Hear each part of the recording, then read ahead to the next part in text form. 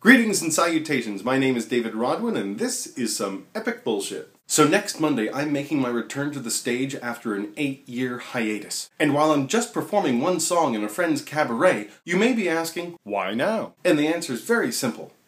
They asked me to. I didn't have to audition for it. You see, one of the main reasons I didn't follow acting as a career is because I hate auditioning with a passion. When I was first out of school and trying to make it in New York as an actor, I still have this crystal clear memory of the last audition I ever went to. It was for the national tour of Sunday in the Park with George, and I go into the waiting room, and there I see a guy with a full beard just like George Surratt, but it wasn't a fake. He'd been growing it, just waiting for this audition for years. I don't know what he thought he was going to do for Act 2 when he isn't supposed to have a beard, but I was daunted at the level of commitment he had. And when I saw competition like that, my entire body rebelled. I still remember running to this tiny little bathroom, no bigger than like an airplane bathroom, and throwing up in the toilet. My body was convulsed in there, just trying to fit it around so I could get my face down to the bowl. I knew right then I couldn't hack it as an actor. Now, I'd actually already been cast in my first off-Broadway show. It was going to be my professional acting debut in an original musical. And it was so bad that I decided as soon as I was done with it, I would dedicate myself to writing shows.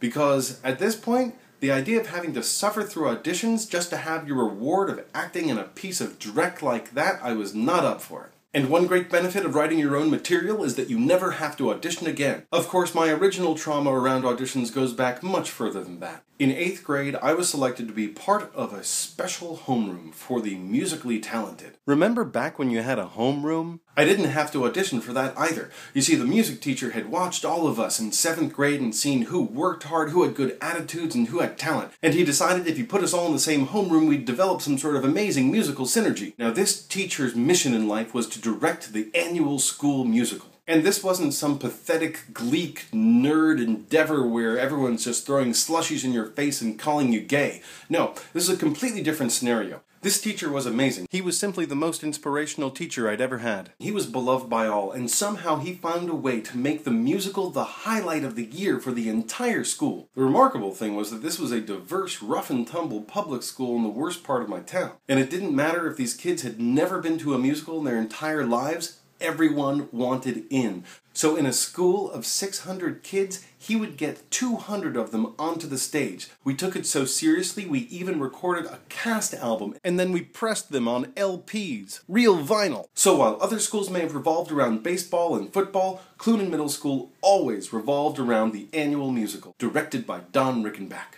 And I was in the special musical homeroom. Now, 7th graders, of course, never got good parts. 7th graders. But we were 8th graders, and we were ready to rake it in. What's more, for my 8th grade year, Don had chosen Guys and Dolls, and I was thrilled about this. Previous years had been Oklahoma and the Music Man, these creaky old war horses, and we were having none of that. Guys and Dolls was touching and fun. We had swinging tunes, and we played real adult parts like gangsters and hustlers. Grown-ups. Now, I knew I wouldn't be playing the lead Sky Masterson. Brian Lange had that all locked up. You see, he was 6'2" at age 13 with a chiseled jaw like Brad Pitt. And he had an overwhelming, ineffable magnetism that just drew people to him. But there were lots of other great parts. And there were lots of great songs to go around, so I was not worried because this year I was not going to get stuck in the chorus like I was the year before.